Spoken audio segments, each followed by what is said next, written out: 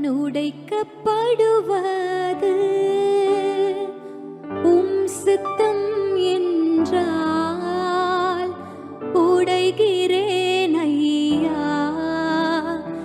சித்தம் நிறைவேற்ற நான் அழுவது சித்தம் என்றால் அழுகிறேன் ஐயா. சித்தம் நிறைவேற்ற. ஒரு சில மாதங்களுக்கு முன்பாக நான் உடைக்கப்பட்ட அனுபவத்திற்குள்ள கடந்து போனேன். ரொம்ப உடஞ்சி அழுதுட்டு இருந்த சூழ்நிலையில ஜெப ரூம்ல போய் ஆண்டவரோடு கூட ஒரு போராட்டம். ஏன் ஆண்டவரே என்னை உடைக்கிறீங்க, ஏன் ஆண்டவரே என்னை இப்படி அழ வைக்கிறீங்க அப்படின்னு சொல்லி கேள்வி கேட்டுட்டு இருந்தேன். நம்ம கேள்வி கேட்டா நியாயம் கிடைக்குமா ஆண்டவரிடத்துல? யோபுல வசனம் இருக்கிறது, 1000 கேள்வி நம்ம கேட்டாலும் ஒன்னுத்துக்கும் அவர் நம்ம கிட்ட கேட்டா ஒன்னுத்துக்கும் பதில் நம்ம கிட்ட கிடையாது. You can never argue with God. ஆனாலும் ஒரு உரிமையா ஏன்பா ஏன்பான்னு நம்ம கேட்கறது பழக்கம் இல்லையா? ஏன்னா அப்பாங்கிற உரிமை இருக்கிறதுனால, ஏன் டாடி எனக்கு இப்படி செய்றீங்க, ஏன் என்ன உடைக்கிறீங்க அப்படின்னு சொல்லி கேள்வி கேட்டுட்டு இருந்தேன். நான் அடுத்தபடியா என்னுடைய பிரேயர்ல, என்னுடைய வாயின் வார்த்தைகளில் ஒரு காரியத்தை நான் சொல்றேன் சாமி கிட்ட. நான் இப்படி உடையிறது தான் உங்க சித்தம்னா நான் உடையிறேன். இப்படி நான் அழறது தான் உங்க சித்தம்னா இதுதான் உங்களுக்கு ஆசை, அவ்வளவுதானே? நம்ம சொல்றோம் தெரியுமா, ஒரு பிரச்சனை வரும் பொழுது கேட்போம்ல, உனக்கு என்ன வேணும், இதுதானே, இந்த எடுத்துக்கோ, பேசுவோம்ல. அப்படிதான் ஆண்டவர் கிட்ட நான் போறேன். உங்களுக்கு என்ன வேணும், நான் உடையணும், அவ்வளவுதானே, உடையிறேன். உங்களுக்கு என்ன வேணும், உங்க சித்தம் என்ன, நான் அழணும், அவ்வளவுதானே, அழறேன். உங்க சித்தமா இருந்தால் நான் உடைவதற்கும் அழுவதற்கும் ஒரு நிமிஷம் கூட நான் யோசிக்க மாட்டேன். ஆண்டவரே உங்க சித்தத்தை நான் செய்யறதுக்கு ரெடியா இருக்கிறேன்னு சொன்ன மாத்திரத்துல அந்த ஒரு ஒரு ஒரு ஒரு வெயிட் இருக்கும் பாத்தீங்களா, மனசுல ஒரு வலி இருக்கும் தெரியுமா? அந்த வலி தான் அழுகையா நம்மளுக்கு மாறி, மனசுல இருக்கிற வலி தான் அழுகையா வெளியில வரும். அந்த வலி மறைவதை நான் உணர்ந்து கொண்டேன். ஹல்லேலூயா. தேவ சித்தத்தை நிறைவேற்றுகிறத விட மேலான ஒரு விஷயம் நம்மளால இந்த உலகத்துல எதுவுமே செய்ய முடியாது. அது கோடி கோடியாய் சொத்து சேர்த்தாலும் உங்களுக்கு கிடைக்காத சந்தோஷம், தேவ சித்தத்தை ஒரு நிமிஷம் உங்க வாழ்க்கையில நீங்க நிறைவேற்றுவீர்களானால் அந்த சந்தோஷம் உங்களுக்கு நிறைவாய் கிடைக்கும். அப்படி கர்த்தர் எனக்கு நிறைவான சந்தோஷத்தினால என்னை நிரப்பினார். ஆமென். நிரப்பினதுனாலதான் தைரியமா நான் சொன்னேன், உடைந்து போனேன் நான் கரத்தில் எடுத்தீரே, என் அழுகை எல்லாமே கணக்கில் வைத்தீரே. உடைந்து போனேன் நான் கரத்தில் எடுத்தீரே, என் அழுகை எல்லாமே கணக்கில் வைத்தீரே. உமக்கேற்ற பாத்திரமாய் மீண்டும் உருவாவேன். கணக்கில் உள்ள கண்ணீருக்கு பலனும் நான் பெறுவேன். உமக்கேற்ற பாத்திரமாய் மீண்டும் உருவாவேன். கணக்கில் உள்ள கண்ணீருக்கு பலனும் நான் பெறுவேன். தைரியமா சந்தோஷமா எழுதுனேன். உடஞ்சு போனா எங்க விழ போறேன்? உங்க கரத்துல தான் விழ போறேன். உமக்கு ஏற்ற பாத்திரமா என்னை மீண்டுமாய் நீர் உருவாக்குவீங்க. நான் உருவாக போகிறேன். அழுதா எங்க போய் விழும் அழுகெல்லாம்? அவர் துருத்தி இல்ல, அவர் கணக்குல, அவர் அக்கௌண்ட்ல. இன்னைக்கு டீ கடையில போய் டீயை குடிச்சிட்டு என் அக்கௌண்ட்ல வைங்கன்னு சொல்லிட்டு வரோம்ல, அப்படி நீங்க சிந்துற ஒவ்வொரு கண்ணீரையும் கர்த்தர் எங்க வச்சிருக்கிறாரு? அவருடைய கணக்குல வச்சிருக்கிறாரு. கணக்கில் உள்ள கண்ணீருக்கு பலனும் நான் பெறுவேன். எத்தனை பேர் நம்புறீங்க நான் பலனை பெறுவேன்? உங்களுடைய ஒவ்வொரு கண்ணீருக்கும் கர்த்தர் உடைக்கும் போது ஏற்படுகின்ற அந்த கண்ணீர் அவருடைய துருத்தியில் அவர் சேமித்து வைப்பார். அப்ப எனக்குள்ள ஒரு கேள்வி, கர்த்தர் உடைப்பாரா? இல்லங்க, அவர் ரொம்ப நல்லவர். அவர் அணைப்பார், அவர் முத்தமிடுவார், அவர் தோளில சுமப்பார். அவர் உடைப்பாரா? கேள்வி. உடைப்பாரா? அப்போ உடைஞ்சு போனவங்களால தான் சொல்ல முடியும் உடைப்பாருன்னு. எத்தனை பேர் அப்படி சொல்றீங்க? நான் தைரியமா சொல்ல முடியும். அவ்வளவு பேரையும் உடைச்சிருக்காரு ஆண்டவர். அப்ப அவர் உடைக்கிற தேவன். ஆமென். அவர் உடைப்பார். ஏன் தெரியுமா? அவருக்கு பிரியமில்லாத பாத்திரமா நம்ம இருக்கிறோம்னா அவர் உடைப்பார். இந்த குயவனே அப்படின்ற பாடலை நம்ம பாடும் பொழுது களிமண் நான் உடைத்து உருவாக்கும்னு பாடணும். பாத்தீங்களா? களிமண்ணை உடைக்க முடியுமா? களிமண்ணை உடைக்க முடியுமா? முடியுமா? கலைக்க முடியும். Because it's still soft. அப்போ ஆண்டவர் வந்து எரேமியாவின் புஸ்தகம் 18ஆம் அதிகாரத்துல நம்ம வாசிக்கிற அந்த விஷயம், குயவனுடைய வீட்டுல நீ போய் பாரு, அங்க உனக்கு என்னுடைய வார்த்தைகளை நான் வெளிப்படுத்துவேன் என்று எரேமியா தீர்க்கதரிசி கிட்ட ஆண்டவர் சொல்லி அனுப்புறாரு. அப்போ அந்த குயவன் கையில் உள்ள அந்த களிமண் என்ன ஆச்சுன்னா அவருடைய கரத்துல கெட்டு போயிற்று என்று வசனம் சொல்லுகிறது. அப்பொழுது அதை திருத்தமாய் குயவன் வணைந்து கொண்டார். ஆமாவா இல்லையா? அப்போ களிமண்ணுனா வணைந்து கொள்ளலாம். ஆனா களிமண்ணு it's not the finished product. It is not the finished product. களிமண்ல செஞ்சு அதுக்கப்புறம் என்ன செய்யறாங்க? அதை சுடணும். சுட்டுட்டாங்கன்னா அதற்கு பேர் களிமண் இல்ல, அதுக்கு பேர் மண்பாண்டம். களிமண்ணா இருக்கிற வரையில கர்த்தர் வணைந்து கொள்ளுவார். ஆனா மண்பாண்டத்துல பிரச்சனைனா வணைய முடியுமா? மண்பாண்டத்துல பிரச்சனைனா வணைய முடியுமா? வணைய முடியாது. மண்பாண்டத்துல பிரச்சனைனா உடைக்கிறது தவிர வேற எதுவுமே ஆப்ஷன் இல்லை. ஆமென். உடைந்து போனேன் நான் உம் கரத்தில் எடுத்தீரே, என் அழுகை எல்லாமே உம் கணக்கில் வைத்தீரே, உமக்கேற்ற பாத்திரமாய் மீண்டும் உருவாவேன், கணக்கில் உள்ள கண்ணீருக்கு பலனும் நான் பெறுவேன். ஹல்லேலூயா. அப்பொழுது இந்த பாடலை குறித்து ஒரு 5 minutes உங்களுக்கு நான் சொல்லிட்டு கர்த்தர் நம்ம கிட்ட பேச வந்த விஷயத்தை நான் போறேன். அப்போ எதெல்லாம் உடைஞ்சு எதெல்லாம் அழுவோம் அப்படின்னு சொல்லி நான் ஆண்டவர்கிட்ட கேட்டுட்டு இருக்கும் பொழுது முதல்ல ஆண்டவர் எனக்கு காட்டினது எது அப்படின்னு பார்த்தீங்கன்னா மேகங்களை. எத்தனை பேர் கடந்த வாரம் ஃபுல்லா நம்ம சென்னையில மாற்றி மாற்றி மழை பெஞ்சிக்கிட்டே இருந்துச்சு, இருட்டிக்கிட்டே இருந்துச்சு. இந்த மழை மேகங்கள் வரும் பொழுது ஒரு விஷயம் நடக்கும். என்ன தெரியுமா? சூரியனை நம்மளால பார்க்க முடியாது. அப்ப என்ன ஆகும்னா ஜெனரலா வெளிச்சமாய் பட்ட பகலில வெளிச்சமா இப்படி நீங்க வெளியில பாத்தீங்கன்னா எவ்வளவு பட்ட பகல்ல சூரியன் பிரகாசிப்பதனால வெளிச்சமா இருக்குது. ஆனா மழை நேரங்களில பாத்தீங்கன்னா மந்தமா இருக்கும், அந்தகாரமா இருக்கும், இருட்டா இருக்கும். இப்படிதான் இருட்டா நம்ம நிறைய பேர் வாழ்க்கையில இருள் சூழ்ந்து இருக்கிறது, வெளிச்சம் இல்லாத படிக்கு. மழை மேகங்களும் பாத்தீங்கன்னா இருண்டு போன நிலைமையில தான் இருக்கு. ஆனா மழை மேகத்தை, அந்த இருண்டு போன சூழ்நிலையில இருக்கிற அந்த மழை மேகத்தை உடைப்பது கர்த்தருக்கு சித்தம். ஹல்லேலூயா. அப்படி அந்த மழை மேகங்கள் உடைஞ்சாதான் உங்களுக்கும் எனக்கும் என்ன வரும்? மழை வரும்.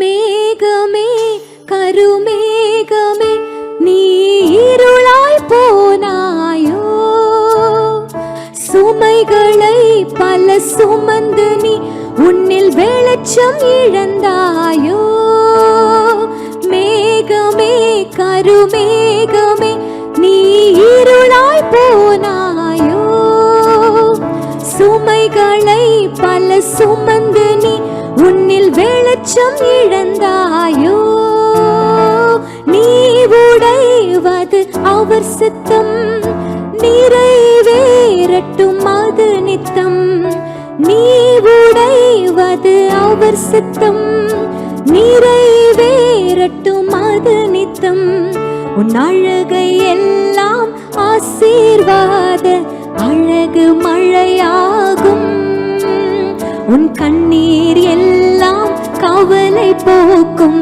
பன்னீர் துளியாகும். அப்படி இருண்டு போன வாழ்க்கை உங்களுக்கு இருக்குதுன்னா நிறைய சுமைகளை சுமந்து, எபிரேயர்ல வாசிக்கிறோம், நம்ம சுமக்கிற நிறைய சுமைகளுக்கு காரணம் நாம் செய்கின்ற பாவங்கள். அந்த பாவத்தின் பாரத்தை சுமந்து இருளில் இருக்கிற ஒரு சூழ்நிலையில வெளிச்சம் இல்லாம நீங்க இருந்தீங்கன்னா நீங்கள் உடைவது தேவ சித்தம். மழை மேகம் இருட்டா இருக்குதுல்ல, வந்து மழை பெஞ்ச உடனே அந்த இடத்த பாருங்களேன், இருட்டு போயிட்டு இருக்கும். ஆமாவா? அப்போ உங்களுடைய வாழ்க்கையில் இருக்கிற இருள் போகணும்னா நீங்க உடையணும். ஆமென். இன்னும் ஒரு படி மேலே போகணும்னா கர்த்தர் உங்களை உடைப்பதற்கு நீங்கள் அனுமதிக்கணும். ஏன்னா நீங்க உடைஞ்சாதான் ஆசீர்வாதமான மழை, நீங்க உடைஞ்சாதான் உங்க வாழ்க்கையில வெளிச்சம், நீங்க உடைஞ்சாதான் உங்க சுமைகளுக்கு ஒரு ரிலீஃப். உங்களுக்கு மாத்திரம் அது ஆசீர்வாதம் இல்லை, நீங்க உடையிறது மற்றவர்களுக்கும் ஆசீர்வாதமான மழையா நீங்க மாறுவீர்கள். ஹல்லேலூயா. இன்னைக்கு சொல்லுங்க, நான் உடைவது தேவ சித்தம், நான் உடைவது தேவ சித்தம். ஹல்லேலூயா. ஆமென். Thank you பா. இரண்டாவது சரணத்துக்காக நான் ஆண்டவர்கிட்ட கேட்கும், ஆண்டவரே பரிசுத்த வேதாகமத்துல உடைஞ்சு அழுத ஏதாவது ஒண்ணு எனக்கு காட்டுங்க அப்படின்னு சொல்லி ஆண்டவர்கிட்ட கேட்டேன். உடைஞ்சு அழுகிறத ஆண்டவர் எனக்கு காட்டி கொடுத்தது யாத்ராகமத்தின் புஸ்தகம் 17ஆம் அதிகாரத்துல வருகிற ஒரு சம்பவம். இஸ்ரவேல் ஜனங்கள் வனாந்திரத்துல நடந்து வராங்க, தண்ணி இல்லாம போயிடுச்சு, அவங்களுக்கு குடிக்க தண்ணி இல்லை. சிவந்த சமுத்திரத்தை கடந்து வரும் பொழுது அவர்களுக்கு தாகம் ஏற்படல. மாறாவை கடந்து வரும் பொழுது தாகம் ஏற்பட்டுச்சு, ஆனா கசப்பா இருந்தது. கர்த்தர் அதையும் மாற்றி கொடுத்தார். இப்பொழுது ரெவிதீம் அப்படிங்கிற ஒரு இடத்துல அவர்கள் பாளையம் இறங்கின அந்த சமயத்துல அந்த இடமே வனாந்திரமாய் வற்றி போயிருந்துச்சு.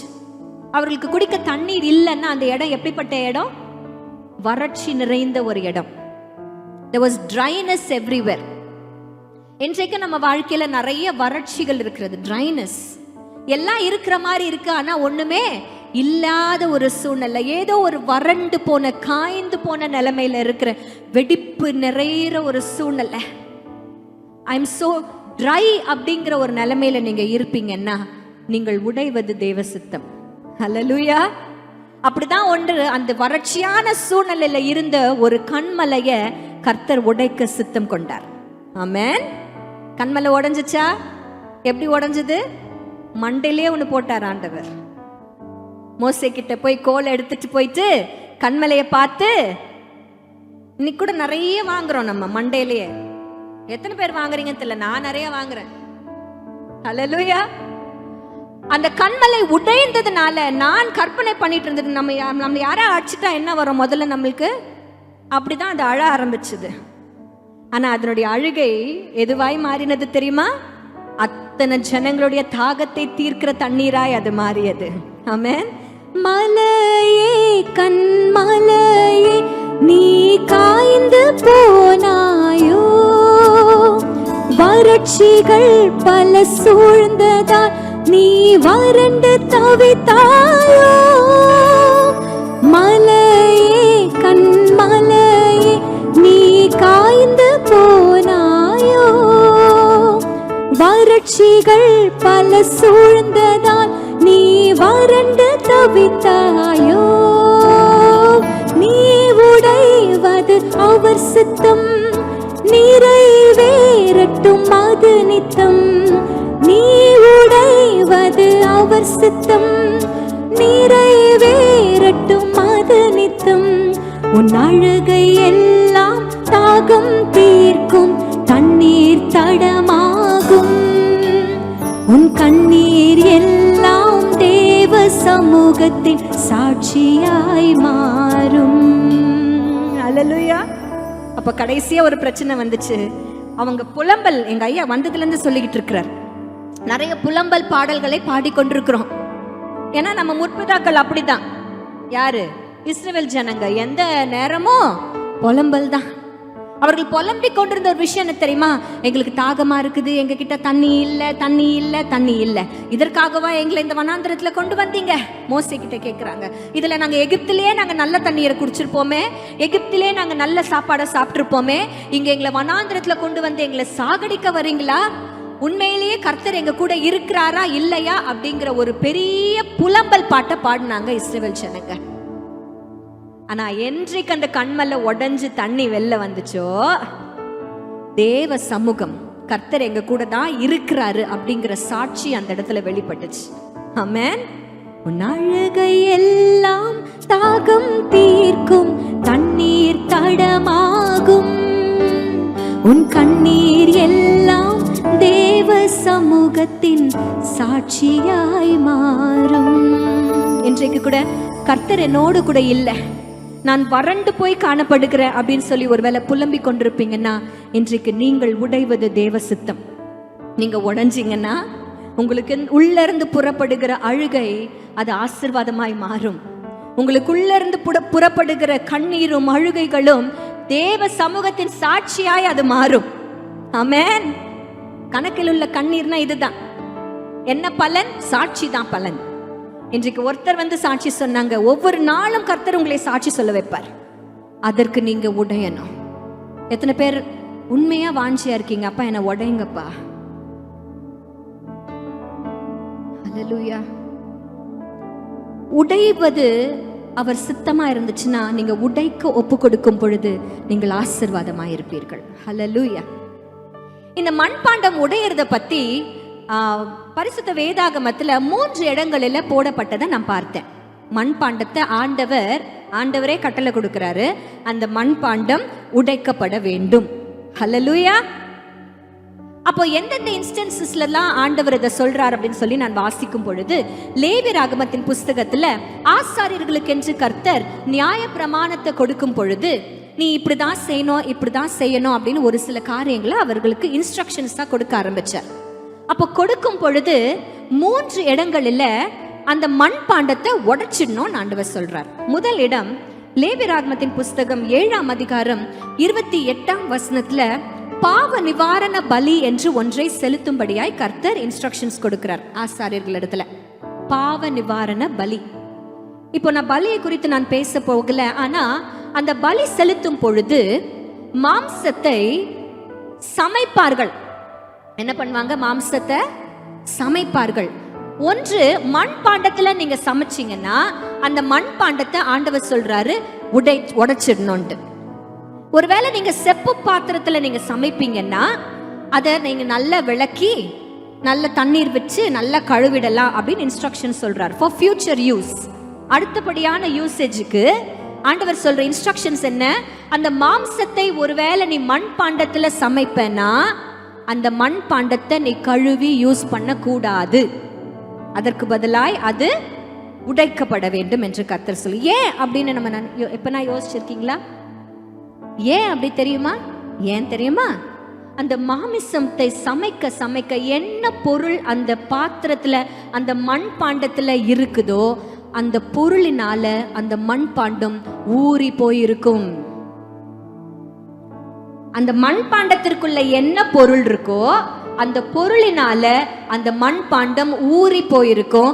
நீங்க எவ்வளவு சபினா போட்டு கழுவினாலும் அது முழுமையாய் சுத்தமாகாது. இதுக்கு ஒரு எக்ஸாம்பிள் நம்ம ஜனங்களுக்கு புரியுற மாதிரி சொல்லணும்னா, நம்ம எல்லா வீட்லயும் மீன் குழம்புக்குன்னு ஒரு பாத்திரம் இருக்கும். மீன் குழம்புக்குன்னு ஒரு சட்டி எத்தனை பேர் வச்சிருக்கீங்க? எங்க வீட்டுல இருக்குப்பா. மண்பாண்டம், மண்ணில் செய்யப்பட்ட மீன் குழம்பு பாத்திரத்துல மீன் குழம்பு வச்சா என்ன ருசி. ரீசன் என்ன தெரியுமா? அது மீன் குழம்பு வச்சு வச்சு வச்சு அந்த பாத்திரமே மீன் குழம்புனால ஊறி போயிருக்கிறது. அதனுடைய சாரம், அந்த மீன் குழம்புனுடைய சாரம் இன்னைக்கும் நீங்க வீட்டுல போய் ஒரு டெஸ்ட் பண்ணுங்களேன். உங்க மீன் குழம்பு சட்டியை எடுத்து, ஏதோ செய்யாதீங்க, கவுத்து போட்டிருக்கீங்களா, அதை எடுத்து மூந்து பாருங்களேன். என்ன வாசனை வரும்? மீன் குழம்பு வாசனை தான் வரும். ஏன் ஆண்டவர் அந்த மண் சட்டியை உடைக்க சொல்றாருன்னா, நீ எவ்வளவு அதை தேய்ச்சி கழுவினாலும் அது முற்றிலுமாய் சுத்தமாகாது, அதனால தூக்கி போட்டு உட. ஆமென். இன்றைக்கு பாவத்துல ஊறி போயிருக்கிற நம்மள ஆண்டவர் சுத்தமாக்கணும்னு நினைச்சாருன்னா என்னதான் பண்ணோம்? உடைச்சாகணும். Unless and until you break down, you can never be completely clean. இன்றைக்கு தேவனுக்கு உகந்த பாத்திரமாய் எனக்குள்ள இருக்கிற மாமிசம், சமைக்கப்பட்டதுன்னு மாமிசம், உன்னுடைய மாம்சீகமான பாவங்களினால ஊறி போன ஒரு பாத்திரமா நான் இருப்பேன்னா கர்த்தர் நம்மளை பரிசுத்தமாக்குகிற விதம் எப்படி தெரியுமா? நம்மளை உடைப்பது தான். ஹல்லேலூயா. கர்த்தர் நம்மளை உடைப்பது, நம்மளை பரிசுத்தமாக்க. ஹல்லேலூயா. அதுவும் சாதாரணமாக அல்ல, பரிபூர்ண பரிசுத்தம். ஆமென். there is wholeness in the holiness. ஹல்லேலூயா. ரெண்டாவது ஒரு இடத்துல நான் வாசித்தேன், லேவி ராகமத்துல 11ஆம் அதிகாரத்துல. நீங்கள் முற்றிலுமாய் வாசிக்க போனீங்கன்னா இன்னைக்கு அதை வச்சுட்டு நிறைய பேர் இதை சாப்பிட மாட்டேன் அதை சாப்பிட மாட்டேன்லாம் நிறைய பேர் சொல்லிட்டு இருக்காங்க. சரி, அந்த கதைக்கு வர வேண்டாம், விட்டுறலாம். ஆண்டவர் ஒரு சில மிருகங்களை சாப்பிடக்கூடாது, ஒரு சில ஊரும் பிராணிகளை சாப்பிடக்கூடாது அப்படின்னு சொல்லிட்டு நிறைய இன்ஸ்ட்ரக்ஷன்ஸ் கொடுத்தார். அப்போ அப்படிப்பட்ட விலக்கப்பட்ட அனிமல்ல ஏதாவது ஒன்று செத்து போன ஒன்று மண் பாண்டத்துக்குள்ள விழுந்துருச்சுன்னா, 33ஆம் வசனத்துல அதை நீங்கள் வாசிக்கலாம். மண் பாண்டத்துல அது விழுந்துருச்சுன்னா வசனம் சொல்லுகிறது, உள்ளுக்குள்ள எவ்வளவு நல்ல பொருள் இருந்தாலும் செத்து போன ஒரு விஷயம் அந்த பானைக்குள்ள விழுந்ததுனால அது முற்றிலும் கெட்டு போகிறதுனால நீ உள்ள எவ்வளோ நல்ல விஷயத்தை வச்சிருந்தாலும் தூக்கி போட்டு உடன்றார். அது உடைத்து போடப்பட வேண்டும், உடைத்து போடப்பட வேண்டும். நம்ம வீட்டில் ஒரு சிம்பிள் எக்ஸாம்பிள் எடுத்துக்கோங்களேன். மீன் குழம்புக்கே வருவோம்ப்பா, மீன் குழம்புக்கே வருவோம். மீன் குழம்பு நல்லா கொதிக்க கொதிக்க வச்சு மண் சட்டியில வச்சு ரெடியா வச்சிருக்கீங்க சாப்பிடுறதுக்கு. 12 இன்னைக்கு வச்சா மீன் குழம்பு, நாளைக்கு வச்சா தேன் குழம்பு. ஆமா, இன்னைக்கு வச்சா அது மீன் குழம்பு, நாளைக்கு வச்சா நாளைக்கே அதே மீன் குழம்பு நாளைக்கு வச்சு சாப்பிட்டா அது எப்படி போல இருக்குமா? தேன் குழம்பு மாதிரி இருக்குமா? ஒரே ஒரு பல்லி அதுக்குள்ள விழுந்துருச்சுன்னு வைங்களேன், என்ன பண்ணுவீங்க? சாப்பிடுவீங்க? ஐயோ எவ்வளோ வெங்காயம், எல்லா விமனுக்கும் தெரியும் எவ்வளோ வெங்காயம், எவ்வளோ தக்காளி, எவ்வளோ மிளகா பொடி போட்டு செஞ்சேனே, அவ்வளவோ வீணா போச்சே. அப்போ அசுத்தமான ஒரு விஷயம் நம்ம நல்லா இருக்கிற நமக்குள்ள வந்துச்சுன்னா நமக்குள்ள இருக்கிற நன்மைகள் எல்லாமே என்னவா மாறுகிறது? அசுத்தமாய் மாறுகிறது. இன்றைக்கு அப்படித்தான் வெளியிலிருந்து நிறைய காரியங்களை நம்மளை தீட்டுப்படுத்துகிறதா இருக்கிறது. we have been influenced. அந்த ஒரு இன்ஃப்ளூயன்ஸை நீங்க உள்ள விடும் பொழுது, ஒரே ஒரு சின்ன விஷயத்தை நீங்க உள்ள ஏற்றுக்கொள்ளும் பொழுது உங்களுக்குள்ள இருக்கிற எல்லா நன்மைகளும் அசுத்தமாய் மாறும். அந்த மாதிரி ஒருவேளை நீங்க மாற்றப்பட்டிருக்கிறீங்கன்னா கர்த்தர் உங்களை என்னதான் பண்ணணும்? உடைத்து போடப்பட உடைவது அவர் சித்தம், நிறைவேறட்டும் மதனித்தம். நீங்கள் உடைவது அவர் சித்தமா இருக்கிறது. ஆண்டவர் உடைச்சு போடணும்னா உடைச்சு போட்டுறணும். ஆமென். மூன்றாவது ஒரு இடத்துல நம்ம வாசிக்கிறோம், லேவி ராகமத்தின் புஸ்தகம் 15ஆம் அதிகாரத்துல இஸ்ரவேலில் இருக்கிற ஆண் மக்களுக்கு என்று கர்த்தர் சொல்லுகிற ஒரு வார்த்தை என்னன்னா, பிரமியம் உள்ளவன் அவன் தீட்டா இருப்பான். அந்த தீட்டுள்ளவன் தொடுகின்ற எல்லா சாமான்களும் அது தீட்டாய் மாறும். அது ஒருவேளை துணியா இருந்துச்சுன்னா அதை தோய்க்கணும். அது ஒருவேளை மண் பாண்டமா இருந்துச்சுன்னா 12ஆம் வசனத்துல அது சொல்லுகிறது, அது மண் பாண்டமாய் அவன் தொடுவது மண் பாண்டமாய் இருந்துச்சுன்னா அந்த மண் பாண்டம் உடைக்கப்பட வேண்டும். இந்த பிரமியம் உள்ளவன் அப்படின்னு சொல்லி நாம் வாசிக்கும் பொழுது இங்கிலீஷ் பைபிள்ல ரன்னிங் டிசீஸ் அப்படின்னு சொல்றாங்க. எனி தேவையில்லாத தீட்டான எக்ஸ்கிரீஷன்ஸ் ஃப்ரம் த பாடி, நமக்குள்ள இருந்து இன்ஃபெக்ஷனா இருந்து அந்த சீழும் தண்ணீரும் வடிகிறது பார்த்தீங்களா? அப்படி நமக்குள்ள இருக்கிற இன்ஃபெக்ஷன் நம்மளை என்ன பண்ணோம்? தீட்டுப்படுத்தும். அப்படி நம்ம உள்ளுக்குள்ள இருந்து நமக்கு இன்ஃபெக்ட் ஆகிற, நான் ரெண்டாவது சொன்னது வெளியில இருந்து வருகிற இன்ஃப்ளூயன்ஸ்னால் நம்ம தீட்டுப்படுகிறது. மூன்றாவது நம்ம சொல்லுகிறது உள்ளுக்குள்ள இருந்து தீட்டுப்படுகிறது. எப்படிங்க உள்ளுக்குள்ள இருந்து தீட்டுப்பட முடியும்? அதுக்கு தான் ஜீசஸ் அழகா மத்தேயு எழுதின சுவிசேஷம் 15ஆம் அதிகாரத்தை யாரா வாசிப்பீங்களா? அந்த வசனங்களை மத்தேயு எழுதின சுவிசேஷம் 15, 18, 19ஆம் வசனங்களை, 15, 18 and 19. வாயிலிருந்து புறப்படுகிறது, இருதயத்திலிருந்து புறப்பட்டு வரும். எப்படி எனில் இருதயத்திலிருந்து பொல்லாத சிந்தனைகளும், கொலை பாதகங்களும், விபச்சாரங்களும், வேசித்தனங்களும், களவுகளும், பொய் சாட்சிகளும், தூஷணங்களும் புறப்பட்டு வரும். எங்கிருந்து புறப்பட்டு வரும்? இருதயத்திலிருந்து. இவைகளே மனுஷனை தீட்டுப்படுத்தும். ஆமென். இவைகளே மனுஷனை தீட்டுப்படுத்தும். அப்ப உங்களுக்குள்ள இருந்து புறப்பட்டு வருகிற இந்த தீட்டான காரியங்கள் நம்மளை தீட்டுப்படுத்தும் போது நம் மண்பாண்டத்தை என்னதான் பண்ணணும் ஆண்டவர்? உடைத்து போடப்பட வேண்டும். ஹல்லேலூயா. இப்ப சொல்லுங்க, கர்த்தர் உடைப்பது நல்லது தானே? கர்த்தர் உடைப்பது நல்லது தானே? நீ உடைவது அவர் சித்தம், நிறைவேறட்டும் அது நித்தம். அவருக்கு ஏற்ற பாத்திரமா, அவருக்கு பிரியமான பாத்திரமா மீண்டுமா நம்ம உருவாகணும்னா நம்ம ஏற்கனவே இருக்கிற கர்த்தருக்கு பிரியம் இல்லாத, கர்த்தருக்கு தீட்டா இருக்கிற பாத்திரங்கள் எல்லாம் உடைக்கப்பட வேண்டும். ஹல்லேலூயா. அதனாலதான் தைரியமா அன்னைக்கு ஆண்டரை பார்த்து சொன்னேன், நான் உடைக்கப்படுவது உம் சித்தம் என்றால் உடைகிறேன் ஐயா, உம் சித்தம் நிறைவேற்ற. நான் அழுவது உம் சித்தம் என்றால் அழுகிறேன் ஐயா, உம் சித்தம் நிறைவேற்ற. இப்படி ஆண்டவர் வேதாகமத்துல அநேக பரிசுத்தவான்களை கர்த்தர் உடைச்சதை நான் பார்த்தேன். அதுல ரொம்ப நம்ம ஈஸியா நம்ம கண்டுபிடிக்க முடியற ஒரு கேரக்டர் யாருன்னா தாவீது. பத்சேபால் இடத்துல அவர் தீட்டுப்பட்ட பொழுது கர்த்தர் அவரை நொறுக்க சித்தம் கொண்டார். அவரை நொறுக்கினது உண்மை. எங்கிறது தெரியுமா கண்டு கொள்றோம்?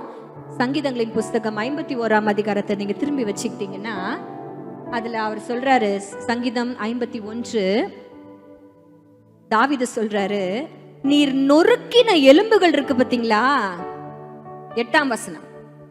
அப்ப ஆண்டவர் நொறுக்குனாரா? நொறுக்குனாரா? உடைச்சாரா? உடைச்சதுனாலதான் நாத்தான் தீர்க்கதரிசி வந்து சொல்லும் பொழுது அவன் ரியலைஸ் பண்றான். இன்னைக்கு நான் சொல்றேனே, நீங்க உடையறீங்க அப்படின்னா பரிசுத்த ஆவியானவர் உங்களுக்கு உணர்வை தருகிறார் என்று அர்த்தம். நீங்க செய்யறது தப்பு அப்படிங்கிற உணர்வுள்ள ஆவியானவர் உங்களை உணர்த்துகிறார் என்று அர்த்தம். வெஸ்லி மேக்ஸ்வெல் அண்ணன் தானப்பா சொல்வாரு. வெஸ்லி மேக்ஸ்வெல் அண்ணன் ஒரு இதுல சொல்லியிருப்பாங்க, ஒவ்வொரு கிறிஸ்தவனுக்கும் 2 விஷயம் இருக்கணும். ஒன்று பாவ உணர்வும், என்ன இருக்கணும்? பாவ உணர்வு. நான் பண்றது தப்புன்னு அவனுக்கு தெரியணும். அது மாத்திரம் இல்ல, பரிசுத்த ஏக்கமும் இருக்கணும். நான் உணர்றதே பெரிய விஷயம், ஆனா என்ன மாத்திக்கணும்னு நான் நினைக்கிறேன் பாத்தீங்களா, பரிசுத்த ஏக்கம். இந்த 2 விஷயம் தான் ஒரு கிறிஸ்தவனுக்கு அவசியம் வேண்டும் என்று சொல்லி ஒரு இடத்துல நான் அவர் பேசினதை நான் கேட்டிருக்கிறேன். தாவீது அப்படிதான் பாவத்தை உணர்ந்து கொண்டாரு. அவர் சொன்னாரு, நீர் நொறுக்கின எலும்புகளை களிக்குற செய்யுங்க ஆண்டவர். அப்போ எலும்பு நொறுக்குனாரா? இருதயத்தை உடைச்சாரா? உடைச்சாரு. தாவீதை உடைச்சு போட்டாரு. தாவீது சொல்றாரு, அந்த நாட்களில் நம்ம தீட்டுப்படும் பொழுது, நம்ம பாவம் செய்யும் பொழுது தகன பலிகளை செலுத்தி மன்னிப்பை பெற்றுக்கொள்ளலாம்.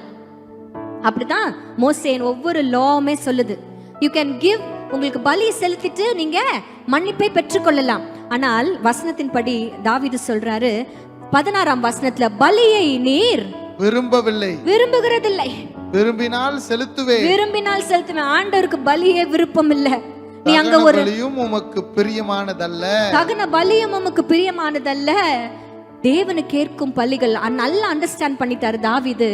நான் ஒரு மிருகத்தை உடைச்சு, நான் ஒரு மிருகத்தை அடிச்சு அதுல நான் ஆண்டவரை திருப்திப்படுத்துவதற்கு பார்க்கிலும் நான் என்னை உடைப்பேனானால், நான் என்னையே உடைக்க ஒப்பு கொடுப்பேனானால் அதுதான் தேவனுக்கு ஏற்ற பலியா இருக்கும் என்று சொல்லி நம்பிதான் அடுத்த வசனத்துல அவர் சொல்றாரு, தேவனுக்கு ஏற்கும் பலிகள் நொறுங்குண்ட ஆவிதான்.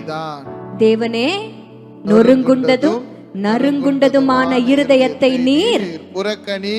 தாவீதுக்கு நல்லா தெரிஞ்சு போச்சு, நான் உடைக்கப்பட்டா தேவன் ஒரு நாளும் என்னை புறக்கணிப்பதில்லை. ஏன்னா உடைப்பதே அவர் தான். அவர் உடைச்சார்னா நிச்சயமாகவே என்னை மறுபடியுமாய் அவருக்கு ஏற்ற பாத்திரமாய் என்னை உருவாக்குவார். வேற ஒரு மண் பாண்டமாய் அவருக்கு ஏற்ற பாத்திரமாய் என்னை உருவாக்குவார் என்று தாவீது அழகா இந்த சங்கீதத்துல சொல்லுகிறார். இதே போலதான் சவுல் என்று புதிய ஏற்பாட்டுல ஒருத்தர் இருந்தார்.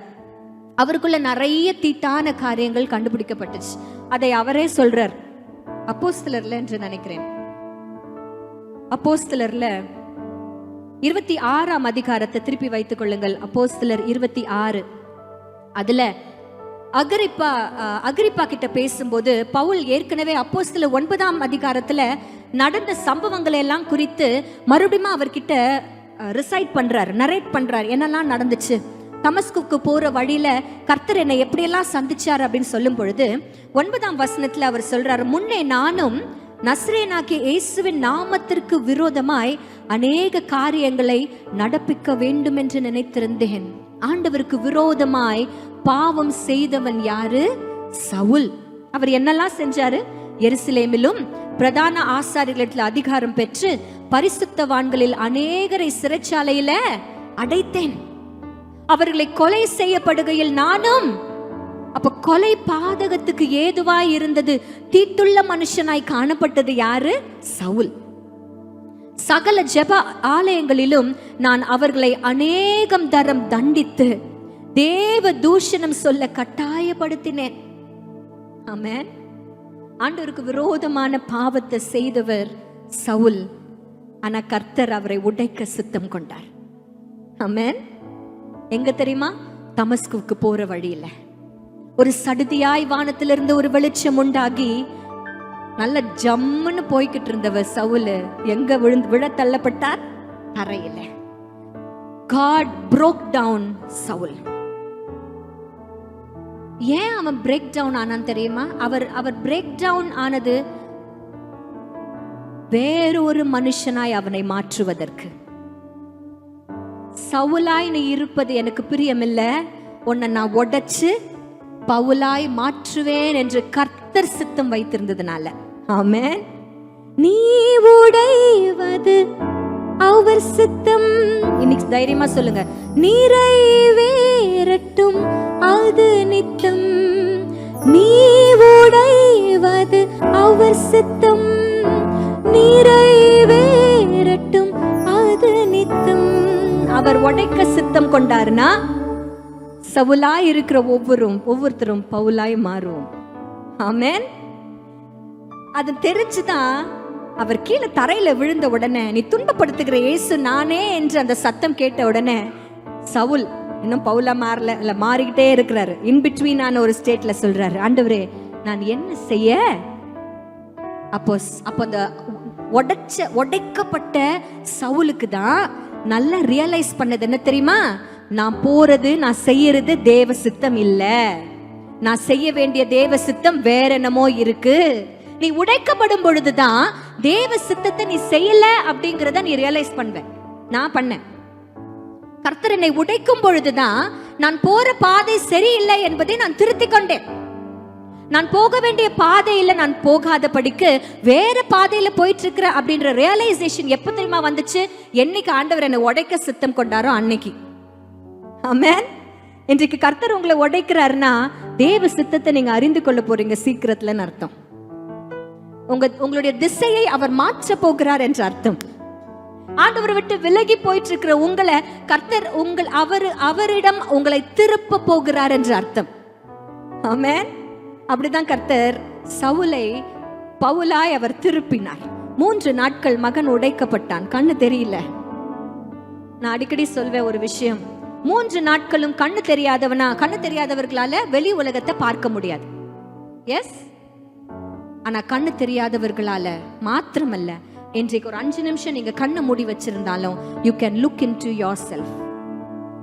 உங்க கண்களுக்கு இந்த பக்கம் இருக்கிறது எல்லாமே உங்களுக்கு தெரியும். ஆமென். அந்த 3 நாட்களும் உடைக்கப்பட்ட அனுபவத்தில் இருந்த சவுல் பார்த்தது உலகத்தை அல்ல, அவன் தற்பரிசோதனை செய்தது தனக்குள்ளேயே. ஆண்டவருடைய சித்தத்தை விட்டு நான் விலகி போகிறேன், அவருக்கு தீட்டுள்ள பாத்திரமாய் நான் இருக்கிறேன், நான் என்னையே நான் உடைத்து அவருக்கு ஏற்ற பாத்திரமாய் நான் வணைந்து நான் வேறு பாத்திரமாய் நான் மாறுவேன் என்று முடிவெடுத்தது அந்த உடைக்கப்பட்ட அனுபவத்துல தான். ஆமென். இன்றைக்கு சொல்லுங்க, பவுலை எத்தனை ஆசீர்வாதமாய் கர்த்தர் வைத்திருந்தார். ஹல்லேலூயா. ஒரு புக்ல நான் வாசிச்சேன், பவுலினுடைய நடக்கிற சத்தம், ஒருத்தர் செருப்பு போட்டு நடக்கிற சத்தத்தை உங்களால கேட்க முடியும். பவுலினுடைய நடை சத்தத்தை உங்கள் காதுகள்ல நீங்க கேட்கலன்னா அவருடைய பேனா எழுதி கொண்டிருக்கிறது என்ற அர்த்தம். if you're not listening to the sound of Paul's walking, it means Paul is writing his epistles. அவர் நடந்து நடந்து நடந்து கர்த்தருடைய வார்த்தைகளை பிரசங்கித்து விசுவாசிகளை திடப்படுத்தி அநேக நிருபங்களை எழுதி எழுதி எழுதியே தன் வாழ்க்கையை கழித்தவர் பவுல். ஏன் தெரியுமா? அவர் சவுலாய் இல்லாததுனால, சவுல் அப்படிங்கிற மனுஷன் உடைக்கப்பட்டதுனால, பவுலாய் ஆண்டவர் அவரை மறுபடியுமாய் உருவாக்கினதுனால தான் இத்தனை ஆசீர்வாதமான ஒரு வாழ்க்கையை அவரால் வாழ முடிஞ்சது. ஆமென். அப்போ உங்க மண்பாண்டத்துல தீட்டு இருந்துச்சுன்னா அது கர்த்தர் என்ன செய்வார்? உடைப்பார். இப்போ எனக்குள்ள ஒரு கேள்வி, வேற பாத்திரமா நம்மளை வச்சுக்கிட்டாரு. இப்ப வேற மண்பாண்டம் ஆயிட்டோன்னு வைங்க. எத்தனை பேரை விசுவாசிக்கிறீங்க நான் வேற மண்பாண்டமாய் மாறி இருக்கிறேன்? ஆமென். கர்த்தர் என்னை உடைக்கிறாருன்னா அவரை நான் வேற மண்பாண்டமாய் நான் மாறுகிறேன். இப்போ பழைய மண்பாண்டத்துல தீட்டு இருந்துச்சு. இந்த மண்பாண்டத்திற்குள்ள என்ன இருக்கும்னு நீங்க நினைக்கிறீங்க? There has to be something that God replaces. அது மாமிசத்திற்குண்டான காரியங்களினால நிரப்பப்பட்டிருந்தது. அது தீட்டுள்ள காரியங்களினால, பாவத்தினால, இருளினால, சுமைகளினால, பார சுமைகளினால, பாவத்தினால நிரப்பப்பட்ட மண்பாண்டத்தை கர்த்தர் உடைக்கிறார்னா அவர் மீண்டுமாய் உருவாக்குற பாத்திரத்துக்குள்ள எதையோ ஒண்ணு வைக்கிறாருன்னு அர்த்தம். ஆசீர்வாதமா? ஆசீர்வாதத்தை வைக்கிறாரா? அல்லேலூயா. எடுத்தவங்க திருப்பிக் கொள்ளுங்கள். 2 கொரிந்தியரின் புஸ்தகம் 4ஆம் அதிகாரம். 2 கொரிந்தியர் 4ஆம் அதிகாரம் 7ஆம் வசனத்தை நான் வாசிக்கிறேன். நாங்கள் எப்பக்கத்திலும் 7ஆம் வசனத்தை வாசிக்கிறேன். இந்த மகத்துவமுள்ள வல்லமை எங்களால் உண்டாயிராமல் தேவனால் உண்டாயிருக்கிறது என்று விளங்கும்படி இந்த பொக்கிஷத்தை மண்பாண்டங்களிலே பெற்றிருக்கிறோம். ஹல்லேலூயா. இந்த பொக்கிஷத்தை மண்பாண்டங்களிலே பெற்றிருக்கிறோம். எந்த பொக்கிஷம்? எத்தனை பேருக்கு ஆசை பொக்கிஷம்னா? பழைய மண்பாண்டத்துல ஆண்டவர் உடைக்கிற மண்பாண்டத்துல பாவம் இருந்துச்சு. இப்ப உருவாக்கின புது மண்பாண்டத்துல ஆண்டவர் என்ன வச்சிருக்கிறாரு? பொக்கிஷத்தை வச்சிருக்கிறார். அந்த பொக்கிஷம் என்ன அப்படின்னு சொல்லி நான் ஆண்டவர்கிட்ட கேட்டுக்கொண்டிருக்கும் பொழுது அதுக்கு முன்னாடி ஆண்டவர் சொன்னார், அந்த பொக்கிஷத்தினால உனக்கு என்ன நடக்கும்? அந்த பொக்கிஷம் உன் மண்பாண்டத்துல இருக்கிறதுனால உனக்கு என்ன நடக்கும்னா அடுத்த வசனத்துல, நாங்கள் எப்பக்கத்திலும் நெருக்கப்பட்டும் ஒடுங்கி போகிறது. உன் பானையில உன் மண்பாண்டத்துல என்ன யாரு என்ன செஞ்சாலும் முன்னாடி உடைஞ்சது மாதிரி நீ மறுபடியுமா உடைய மாட்ட. ஆமென். எப்பக்கத்திலும் நீ நெருக்கப்பட்டும் உன் மண்பாண்டம் ஒடுங்கி போவதில்லை. பாத்திரத்துக்குள்ள பொக்கிஷம், பாத்திரத்துக்கு வெளியில நெருக்கம். ஆமென். பாத்திரத்துக்குள்ள பொக்கிஷம் இருக்கிறதுனால பாத்திரத்துக்கு வெளியில எவ்வளவு நெருக்கம் வந்தாலும் உன் பாத்திரம் உடையாது. ஏன்னா உள்ள இருக்கிறது பொக்கிஷம். உள்ள இருக்கிறது என்ன? பொக்கிஷம். ஹல்லேலூயா. எப்பக்கத்திலும் நெருக்கப்பட்டும் ஒடுங்கி போகிறதில்லை. உன் பாத்திரத்துக்கு வெளியில எவ்வளவு கலக்கம் ஏற்பட்டாலும் மனம் முறிவடைவதில்லை. ஏன்னா உனக்குள்ள இருக்கிறது என்ன? பொக்கிஷம். You're going to be a strong personality. ஆமென். துன்பப்படுத்தப்பட்டும் உன் பாத்திரத்துக்கு வெளியில எவ்வளவு துன்பத்தை நீ சகிச்சாலும் நீ கைவிடப்படுவதில்லை. ஏன்னா உன் பாத்திரத்துக்குள்ள இருப்பது ஒரு பொக்கிஷம். பொக்கிஷம். நீ கீழே தள்ளப்பட்டோம். நல்லா தெரிஞ்சுக்கோங்க. அந்த பானைனால கீழே தூக்கி போட்டீங்கன்னா உடைஞ்சிரும். ஆனா கர்த்தர் உருவாக்கின மண்பாண்டமே ஆனாலும் கீழே தள்ளப்பட்டும் அது உடையாது. ஏன்னா உங்கள் மண்பாண்டத்திற்குள்ள இருப்பது பொக்கிஷம். பொக்கிஷம். அது என்ன பொக்கிஷம் தெரியுமா? அடுத்த வசனம் சொல்லுகிறது, கர்த்தராகிய இயேசு கிறிஸ்துவினுடைய ஜீவனும் எங்கள் சரீரத்திலே விளங்கும்படிக்கு இயேசு கிறிஸ்துவின் மரணத்தை எப்பொழுதும் எங்கள் சரீரத்தில் சுமந்திருக்கிறோம். இயேசு கிறிஸ்துவினுடைய மரணத்தை எப்பொழுதும் எங்கள் சரீரங்களிலே சுமந்திருக்கிறோம். உங்களுடைய மண்பாண்டத்திற்குள்ள இருக்கிற பொக்கிஷம் என்ன தெரியுமா? உங்களுக்காக எனக்காக அடிக்கப்பட்டு நொறுக்கப்பட்டு உடைக்கப்பட்ட ஆட்டுக்குட்டியானவர் என்கிற பொக்கிஷம். ஆமென். ஆமென். மனுஷன் இன்றைக்கு நம்ம உடைக்கிறது நினைச்சு, ஐயோ நான் உடையணுமா, வலிக்குமே. அன்றைக்கு உங்களுக்காகவும் எனக்காகவும் அவர் உடைக்கப்பட்டார். நொறுக்கப்பட்டார். நொறுக்கப்பட்டார். ஏசாயாவின் புஸ்தகம் 53ஆம் அதிகாரம் 10ஆம் வசனம் சொல்லுகிறது, கர்த்தர் தம்முடைய குமாரனை நொறுக்க சித்தம் கொண்டார் என்று. It was God's plan to break his own son. கர்த்தரோ அவரை நொறுக்க சித்தமாகி அவரை நொறுக்க சித்தமாகி அவரை பாடுகளுக்குட்படுத்தினார் என்று நம்ம வாசிக்கிறோம். உங்களுக்காகவும் எனக்காகவும் நொறுக்கப்பட்ட தெய்வத்தை பொக்கிஷமா உங்க மண்பாண்டத்துல நீங்க வச்சிருக்கிறதுனால நீங்க எப்பக்கத்துல நெருக்கப்பட்டாலும் நீங்கள் ஒடுங்கி போவதில்லை. ஹல்லேலூயா, ஹல்லேலூயா. கெத்செமனே தோட்டத்துல அந்த மனுஷனுக்கு நல்லா தெரியும் தான் உடைக்கப்பட போகிறது நிச்சயம் என்று. சரீரத்தை பிச்சு பிச்சு ஒண்ணுமில்லாம ஆக்க போறாங்க அடுத்த நாள் அந்த மனுஷனுக்கு தெரியும். அன்றைக்கு அந்த அந்த மண்பாண்டம் உடைக்கப்பட்டது தீட்டு நிறைந்த பாத்திரமா இருந்ததுனால என் தேவனிடத்துல என் இயேசுவினிடத்துல அவருடைய தீட்டு எதுவும் இல்லை, நீங்களும் நானும் செய்த மொத்த பாவத்தின் தீட்டையும் என் தேவன் அவர் தம்மேல் சுமந்து கொண்டதுனால உங்களுக்காகவும் எனக்காகவும் அவர் தீட்டாய் மாறினதுனால தேவன் அவரை நொறுக்க சித்தம் கொண்டார். ஆமென். அவருக்கு நல்லா தெரியும் அடுத்த நாள் அவரை காலி பண்ண போறாங்கன்ட்டு. மனுஷன் வியாகுலப்பட தொடங்கினார் என்று கெத்செமனே தோட்டத்துல பார்க்கிறோம். எருசலேமின் வீதிகளில் இரத்த வெள்ளம் கோலமிட சிலுவை தன் தோளதிலே சிதறும் தன் வேர்வையிலே சிறுமை அடைந்தவராய்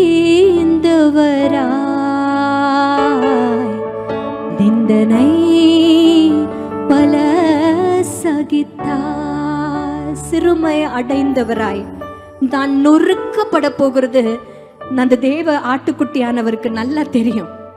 அதனாலதான் முன்னாடியே கெத்செமனே தோட்டத்துல அப்பா கிட்ட போய் கேட்கிறார், அப்பா பிதாவே இந்த பாத்திரம் என்னை விட்டு நீங்க கூடுமானால் நீங்கட்டும், ஆகிலும் என் சித்தத்தின்படி அல்ல உம் சித்தத்தின்படியே ஆக கடவது.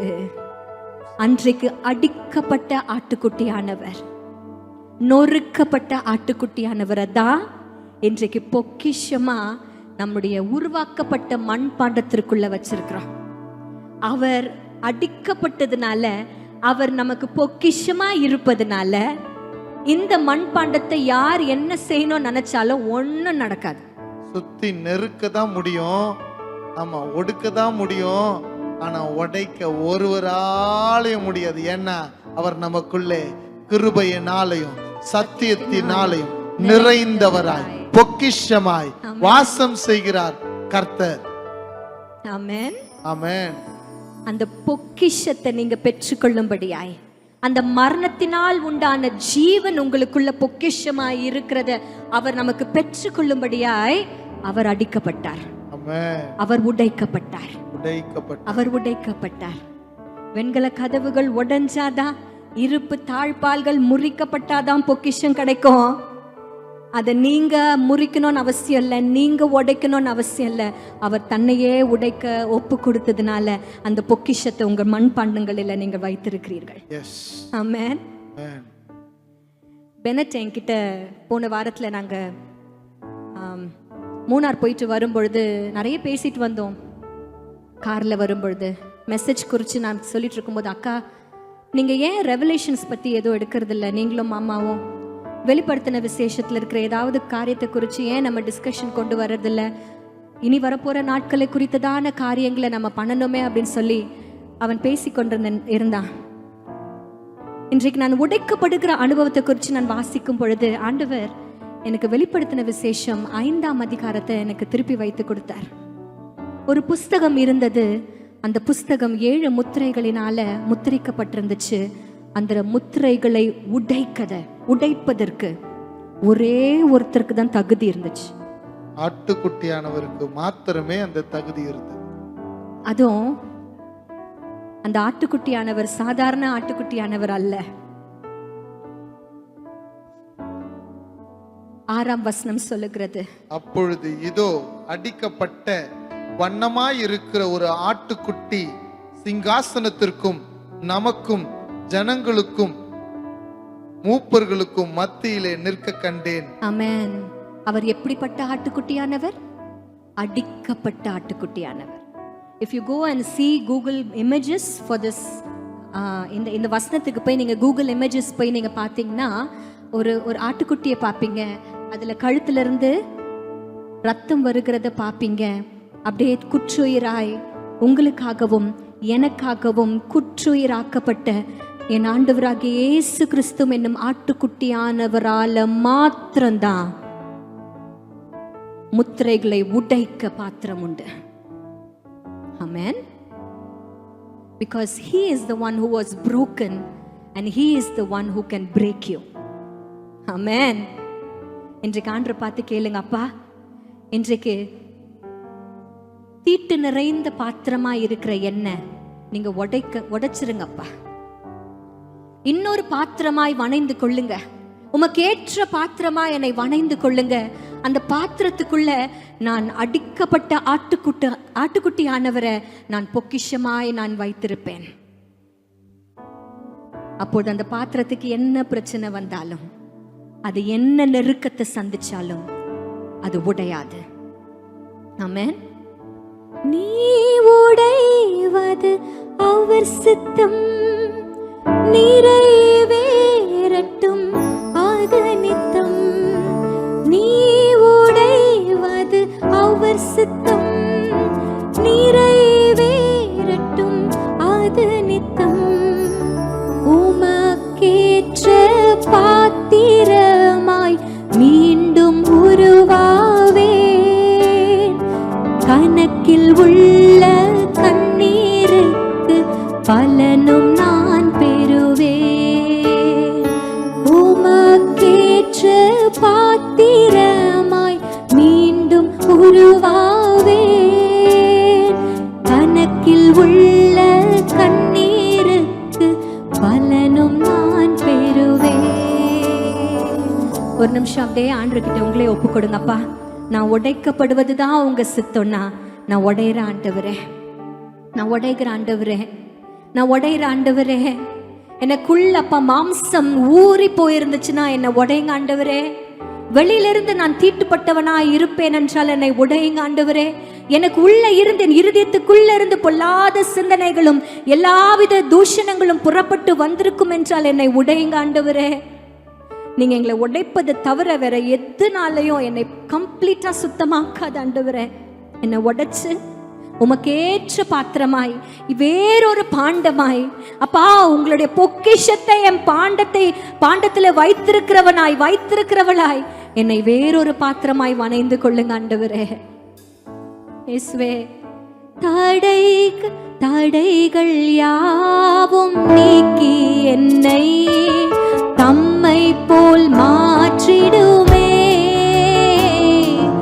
உடைத்து என்னை உந்தனுக்கே உடமையாக்கிடுமே. பாடுவீங்களா? தடைகள் யாவும் நீக்கி என்னை தம்மை போல் மாற்றிடுமே. உடைத்து என்னை உந்தனுக்கே உடமை ஆக்கிடுமே. ஆமாப்பா, எங்களை நீங்க உடைப்பீங்கன்னா உங்களுக்கு உடையவர்களாய் நாங்கள் மாறுவோம்ப்பா. உடைத்து என்னை உந்தனுக்கே உம்முடைய உடைமையாய் உம்முடைய பிலாங்கிங்கா அப்பா எங்களை நீங்க மாற்றிக்கொள்ளுங்க ஆண்டவரே. எங்களை உடைக்க சித்தம் கொள்வீரானால் நாங்கள் உடைக்க எங்களை அர்ப்பணிக்கிறோம்ப்பா. உமக்கு ஏற்ற பாத்திரமாய் நாங்கள் மீண்டுமாய் வணையப்படுவோம். அந்த பாத்திரத்துக்குள்ள பொக்கிஷத்தை நாங்க வச்சிருப்போம். எங்களுக்காய் அடிக்கப்பட்ட தேவ ஆட்டுக்குட்டியானவர், எங்களுக்காய் உடைக்கப்பட்ட தேவ ஆட்டுக்குட்டியானவர் எங்கள் பொக்கிஷமாய் நீர் இருப்பதுனால எங்கள் மண் பாண்டத்திற்கு என்ன பிரச்சனை வந்தாலும் அது ஒரு நாளும் உடையாது, அழியாது. இயேசுவே, இந்த வார்த்தைகளை எங்களோடு கூட நீர் பேசினதற்காய் நன்றி. இந்த வார்த்தைகளை பிசாசானவன் வந்து அப்பா ஜனத்தினுடைய இருதயத்திலிருந்து எடுத்து போடாத படிக்கு நீர் சுற்றிலுமாய் வேலை அடைத்து பாதுகாப்பீராக ராஜா. நீர் ஒருவரே மகிமை அடைவீராக. இயேசு கிறிஸ்து மூலம் ஜெபிக்கிறேன் ஜீவனுள்ள நல்ல பிதாவே.